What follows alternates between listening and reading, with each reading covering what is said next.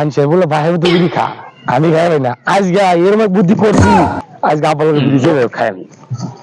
দেশের যে অবস্থা আল্লাহ, কি ভাই করবাম, পোলা ভরিলে আবার করার দেখা দিচ্ছে না। আবা আবা, হ্যাঁ ঠিক। খবর একটা শুনছো নাকি?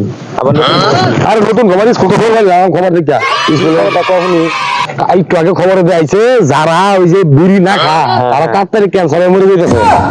যারা বিড়ি না খায় হেরা তাড়াতাড়ি ক্যান্সারে মরে যেতেছে। তোর মাথা কি ঠিক আছে তো? আমি তোমার আসলে লিখে কিছু খবর আছে।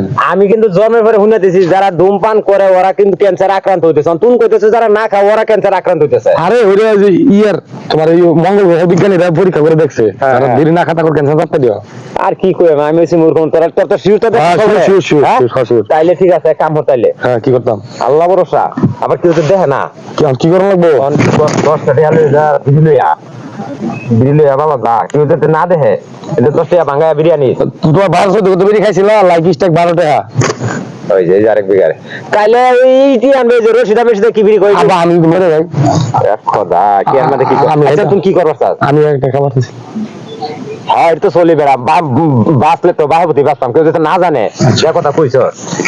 আবার টেন হোগা, হ্যাঁ क्या ये हम लोग यार এই যে বেড়া কত কাম, এই যে বাপ পুতের সম্পর্ক বেড়া।